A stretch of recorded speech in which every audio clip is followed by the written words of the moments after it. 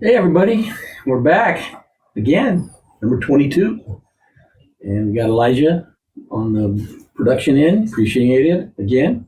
How you doing now? I'm hanging tough. Got my stogie. You got your stogie, got this nice Cohiba. Mm-hmm. Spare no expense. Hey, 20. Hey, you think about the days when we bought buying a $20 cigar. Yeah, Back in the day, you did a Roy-Tan for a nickel. Yeah.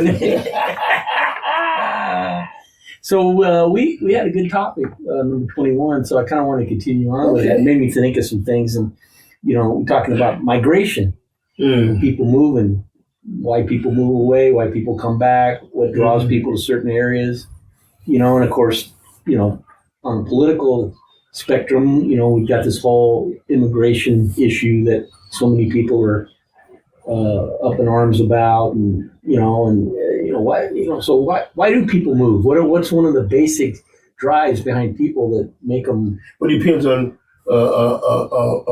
Okay, I remember when I first when we first moved up to the Bay Area, and that's you heard the term white flight. Oh yeah, of course. Okay, Brookfield Village, Sabrandy Park, that was all white, and those people moved out to Concord and out that way. Okay, people always have this idea when the minorities move in to the neighborhood's going to go down. Mm-hmm. Okay, so people move out, and it's just like the area where we moved into.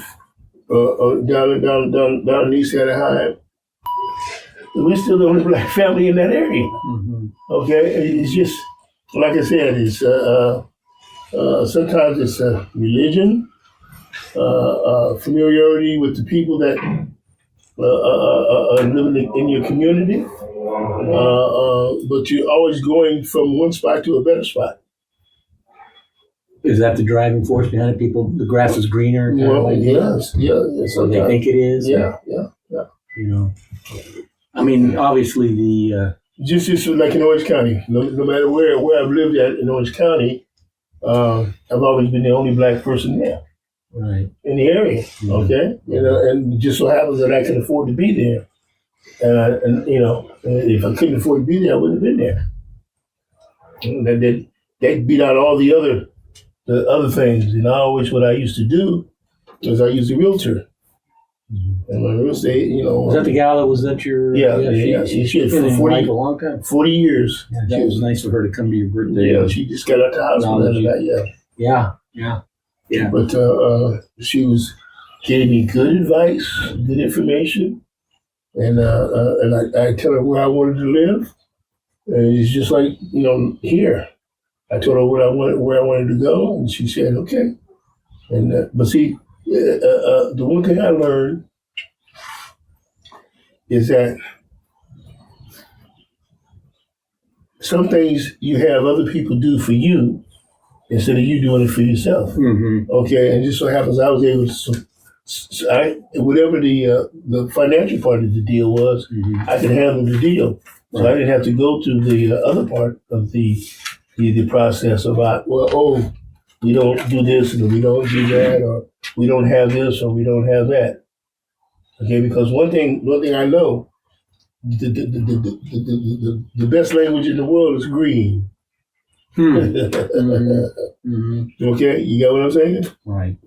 Okay, when people get the green, they really don't care where it's coming from, as long as he keeps coming. Right. So you mentioned about white flight. Is white flight still a? Is it still... Think about you remember where we worked at in downtown Santa Ana and around that area? Mm-hmm. Where do you think all them white folks went? Well, there are sections of Santa Ana that were still pretty white. No. Maine. You remember the floral? They call it floral gardens now, mm-hmm. But that used to be all the political white folks used to live there. Okay, the city officials, mayor, and all. Yeah, right. Yeah, but where do you think those people went? I don't know. South County. Okay, gotcha. South, all the way down to South County group, mm-hmm. Mitchellville Hill, and all the new high schools they built down there. Right. That's where the folks went. Mm-hmm. Why? Because they had what? Green. So the black people that moved down to, for example, down to that area were, like you said in the prior podcast, they were the professionals. So if they could afford it, they could move on it because the people weren't going to keep them as long as their money was as green as anybody else's money. Because if you can afford to live there, then people embrace you. Even though you may be, if you're black and a celebrity, they embrace you. Because you got money, and so they can. I know so and so and so and so. So there's a prestige to it. I got somebody famous, a celebrity, or an athlete, or an actor, or because you already got the money. You see what I'm saying? You already got the money, but now, you in our environment. Well, you said something interesting about black people in Orange County. How there's not the clientele to open an all black business because you can't survive. Yeah. I mean, the only, like I said, my father-in-law, my ex-father-in-law, he had the best barbecue place in town. But after he passed, then his kids were, the kids were gone. All his kids went on to, one went to graduate from Morgan State, the other one graduated from Kansas State. Brenda graduated from college. And the youngest one, Patricia, she graduated from college, and they all, and Wilbur, he was head football coach up at the Long Beach for 40 years. It's curious, he would have been in line for football, maybe head coach in Orange County, but it would have taken him a long time. So they came from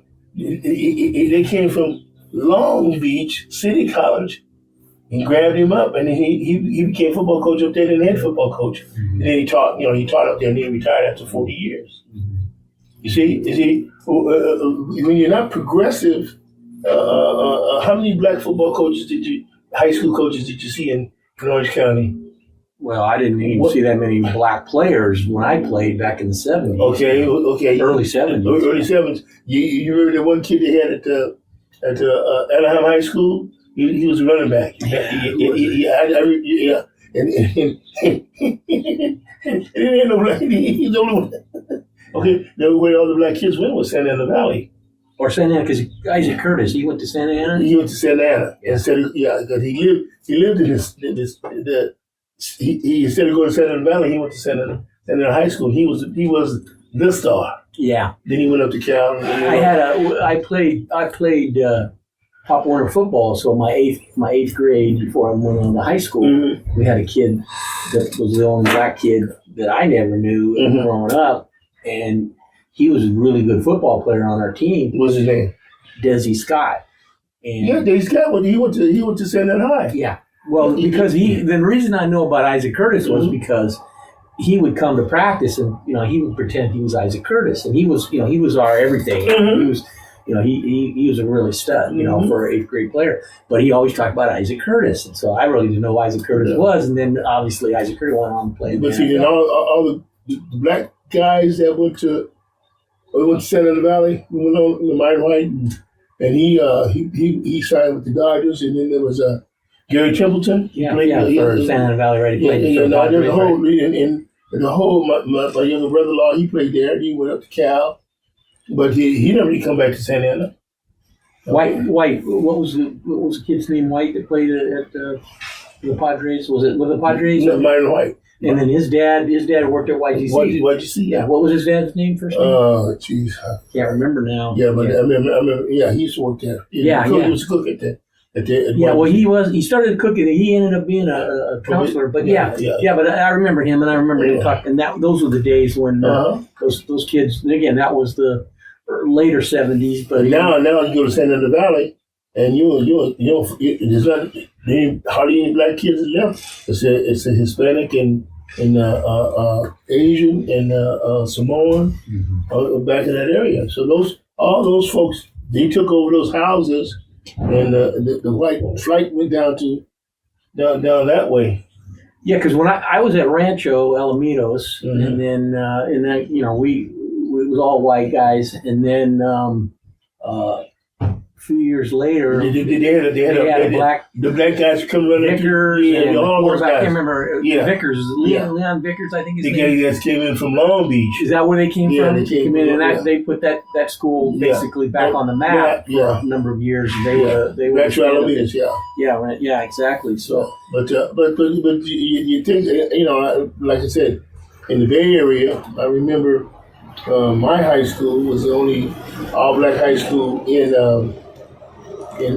Oakland, and the other all-black high school that we played against was called Pittsburgh, California.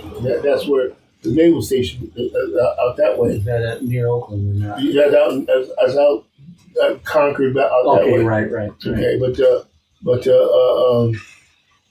like in Alameda, there was Alameda High School, SNL.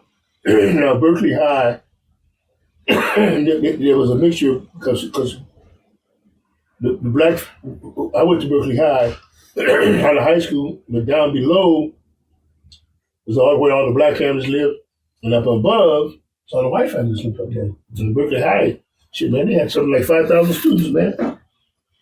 Think about a high school with 5,000 students. Back then, I mean that's more common. Yeah, where we moved out. Because back in the old days, Berkeley's only had one high school. That's Berkeley High main campus, and then where I went to junior high school down below, they turned that into the South Campus. Mm-hmm. But back in the days, you got to remember that was when the World War II kids, baby boom was born and stuff like that. That's when they had high 9, low 9, and all that kind of stuff. What does that mean, high 9? That means that when your birthday. See, like my birthday was in March, so I had to wait a whole. Instead of going to school at 4.5 September, you see what I'm saying? Mm-hmm. I had to wait till I was going to school at 5.5. Yeah. And so, yeah. I did the same thing. Mm-hmm. I was always, waited a year. My birthday's in November, but I was always a little bit older. I was the first one driving. That kind of thing. I had kids that like my quarterback. He was a senior. I was a junior. But I was older than he was. Okay, but he was, he went on to Cal, and then he went over to Stanford and got his law degree. Sometimes it's what is inside your family that depends on what you do.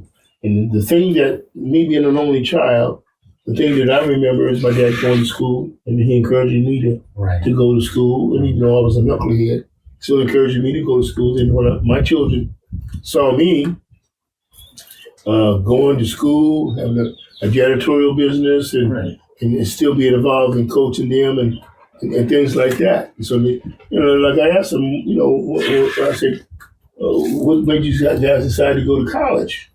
And your daughters, right. What was their motivation? Dad, going to college was not an issue. Yeah. The only issue we had was which college were we going to go. Yeah. Okay, we saw, you out there, everybody was going to college. Mm-hmm. And, sometimes it's not what you say. Oh, yeah.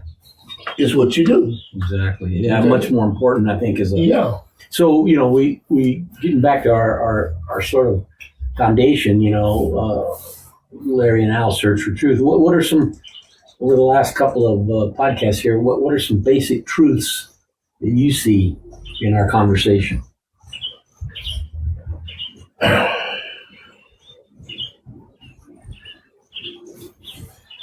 Is that history is important. Mm-hmm. And someone, and it's not responsibility for one or two people, it's responsibility for everybody. Right. And but sometimes when you have large families that don't have a direction, okay, it's just like my ex-wife's family. Okay, they have a family reunion, and they have the history of the family going back to generations. Wow, that's amazing. You see what I'm saying?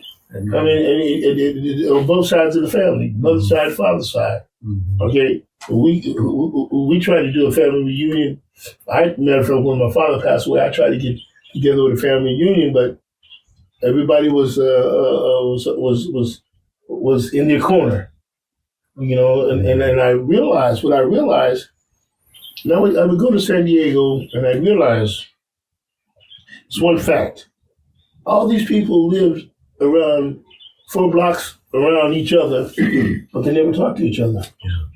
They never said anything like, hello, how you doing?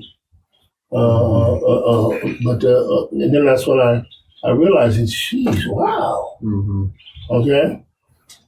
But the one thing that I do know is that my cousins on my mother's side, I've known, we're all still alive, Mm-hmm. and I've known them for 70 years. Think about that. Mm-hmm. Okay, I first met them when I was 8 years old, Right. and I'm 80 years old now. Mm-hmm. And I get them. I talked to one on the phone this morning. Mm-hmm. I talked to one on the phone yesterday. And what we talked about was that they have younger brothers. Okay, we were the top tier.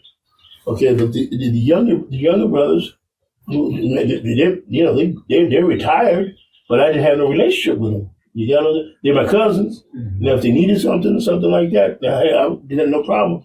But see, we didn't have a relationship. We wanted each other's lives. You know what I'm saying? Well, this whole thing about the topic of friendship, it doesn't, friendship, you don't have to be related. But it is interesting that there's relationships or family blood, if you will, and those aren't always people who you might consider one of your friends. Yeah, like I was talking about John, before like I said, we had things in common, a similar upbringing, a similar attitude, similar ideas, and we learned from each other. I learned a whole lot from him. Well, you said earlier about history, and I have 2 sisters, and we're all 3 different, same parents, of course, same rearing, same family, but we still talk. We talk regularly. Like I say, we're all different. But what I always think about when when I pick up the phone and call them and check in is I think of the history that we have. Yeah. And we share it. You have a shared history. Even though we're different, our lives went different ways, different places. We can always, that's always a common core. But we always go back to, we always laugh about how we, like I said, probably the person that knows me the best is Alton Jr. Right, and he was here. He was here. And he knows, because we were teenagers, little kids, junior high school, okay, adulthood, okay? Right. Because when I was getting ready to go overseas, he's the one I called to go pick up my car at El Toro. Right. I mean, at Pendleton. Right. Okay? Right. He's reliable, okay? Well, he was here a few weeks ago at your birthday, and, he got up and made a really nice talk, and you could tell there was a real love for you and the history that you have with one another, and it really came out in that conversation you had. All the black people that was at my party, my 80th birthday party, were relatives. Okay, there were no individual black guys. Right. Friends, but outside of the family. Outside of the family, but there were Caucasian, Hispanic people. Well, I think we had about 40-some people there. Yeah, okay.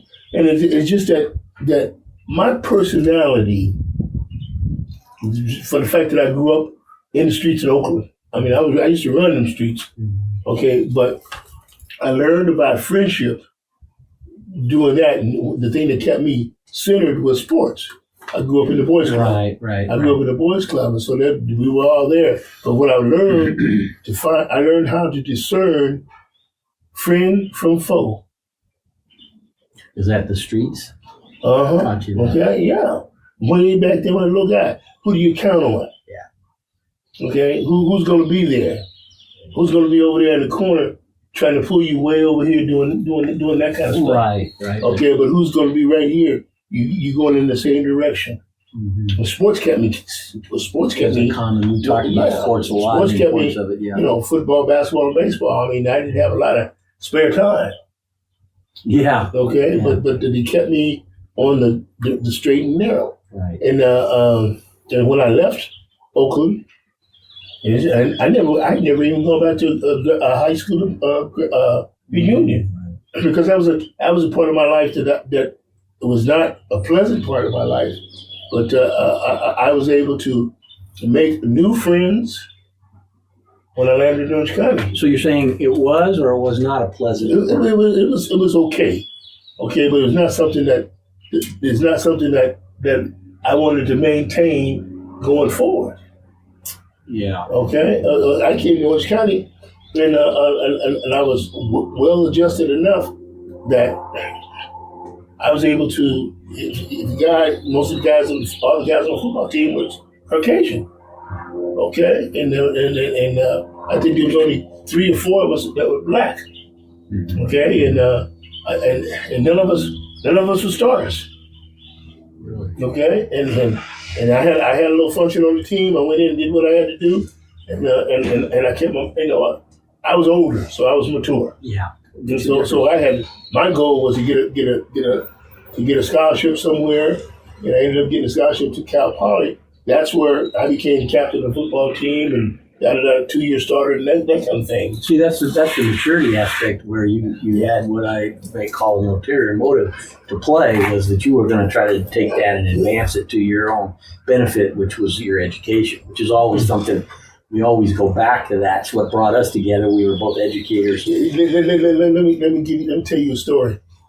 So we started football, and we would go through all the football, everything, and we play our very first game, and we got this guy, and I know we had the running back on our football team. They call him Mini OJ, Eddie Stewart. You ever heard of him? Mm-hmm. He went to Santa Ana, and he was there at Santa Ana College. But anyway, he was on the football practice. And then this guy came, well, I'm not going to mention the name, but this guy came in the first game. He started, ran a touchdown for 99 yards, and then that was in his career. But I couldn't find out his mother was a librarian at the college. Well, why he has a breakout play and then he never continued? Okay. You didn't catch the whole story? No, I didn't. Okay, he never was in football practice all the time that we were in football practice. Uh-huh. The first game he started. Did you catch it now? Yeah. Okay. Then I thought it was peculiar. I said, "Well, damn, Eddie Stewart here. This guy, I had never seen this guy before." Yeah. His mother was a librarian at the college. Lived over there in the Floral Gardens, over there, off of 17th Street. Yeah. Okay, you know what I'm talking about? Yeah. Okay. Yeah.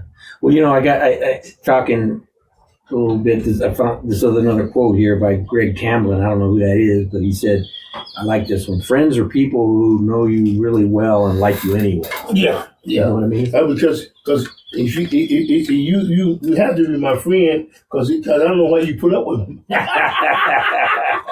Because you know the story about Al Steele, right? Everybody. I know some of the story about Al. Yeah. All the people say, well, I know they would ask you, how do you work with Al Steele? You don't have to lie, because I know. And he used to tell Carlin, he used to say, well, how can you work for that guy? Yeah. But nobody knew me. Well, they always said they knew you. Oh, yeah, Al Steele's this, Al Steele's that. And I would say, oh, okay. And I think, well, I don't know how well you know him. I'm not saying I know him that well. But I got something for you, guy. What do you got? Young man. Is $1 million? No. 10? No, but okay. This is for you. That's it to him. And that's all you have to do is punch that on, and you get the podcast. Oh, cool. Thanks, guys. Okay, we're on 22 now. All right. Have a good time. But no, whenever somebody said, when they used to sub for me, and they would say, "Oh yeah, you're Al Steele?" I said, "Yeah." Oh, I heard about you, but they would never say anything good about what they heard. Mm-hmm. But they would come into the classroom, and they would say at the end of the time when they say, "How do you do all this stuff?" Yeah. Well, you remember that show Peyton Place? Mm-hmm. Remember that show? Yeah. And back in the, I guess it's 60s. 50s, yes. And there was always this sort of, I don't really remember that much about the show, but it was like, hey, somebody would say, well, this is like a Peyton Place. Yeah. And that's what the Orange County Department is. Everybody's in everybody's business, and people saying this and doing that. Instead of trusting your skill and ability, everybody wanted to cut the corner to get over to the other side of the road. Okay, and what they would do is they would follow the guy or the chicken that was too slow to cross the street. And get run over? Get run over. They get run over. And I said, ooh. Yeah. But no, for whatever reason, I'm going to ask you this question, Larry. What was it that kept you continue to work with me? Why did you want to work? Why did you work with me? Well, when we came together in the COP program, the Counseling Outreach Program at the time was what it was called initially, and you chose me to come and be your teacher, and you were the counselor, and we had another person that was a job developer, but that didn't last too long. So it remained you and I, and I really enjoyed what we were doing. I thought we were making a difference. We were reaching those students that nobody else, basically they weren't going to school. And anyway, it was a very innovative and creative way. And you allowed the growth in me as a teacher and the growth of the program. And that's what I really enjoyed that. And then, like we've mentioned several times about how it kind of came to its end. But, and again, it had a lot to do with the so-called Peyton Place atmosphere and, the envy and jealousy and resentment or whatever you want to call it of what we were doing, and so often told we're not doing anything when I knew, in fact, in my gut that we were doing good work. Mm-hmm. And so it was a great opportunity for me to, to do something. It's probably those 5 years were probably the 5 years I'm most proud of my career, is what we built, what we did. And, the opportunity was there, and we took it and made the most of it. And that's what kept me going. And then I had the benefit of, being with you, working with you, learning from you. And it really enhanced my career, if you will, and personal growth. Was it amazing that the more successful we became, the more they wanted to change. Mm-hmm. And what they didn't understand, they figured, well, we'll split them up, and they never said, Larry, you stay with the program, and we'll move Al over here. Mm-hmm. But he always had a safe place to go, but they always said, well, we leave Al here because he can't be doing it. And it always would always happen. It gets bigger and bigger and bigger each time, and they still never could figure it out. And I say this, they couldn't figure out why. How can the black guy do all these things and the white folks can't do nothing? That's basically that's the way I look at it. Right. Okay. Well, that's a good place to stop. And then, like I said, we will continue with number 23 mm-hmm. when we get going again. But I appreciate the honesty, the truth, as it be. And well, I have to speak the truth. I mean, sometimes it may not.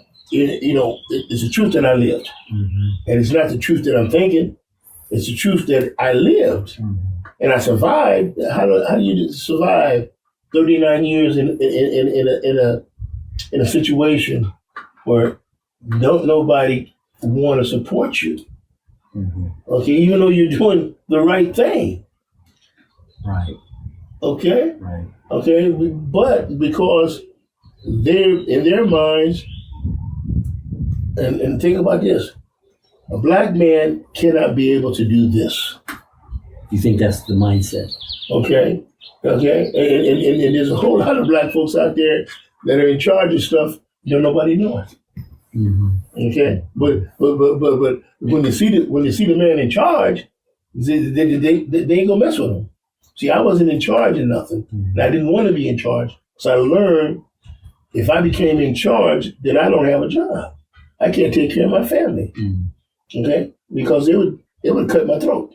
And who's gonna battle for me? Or who's gonna say I if they said I did it, who's gonna say I didn't do it? Right. Who's coming? Who's looking out for you? Yeah. Okay. All right. Well, I appreciate again the truth. Well, that's what we're searching for, don't we? Search for truth. We'll search for truth. All right. Thanks again. Don't forget to subscribe. All right. Take care. Peace out. Peace out. Those of you that are out there listening, subscribe to our page so that you can get the notifications of when we're going to record again.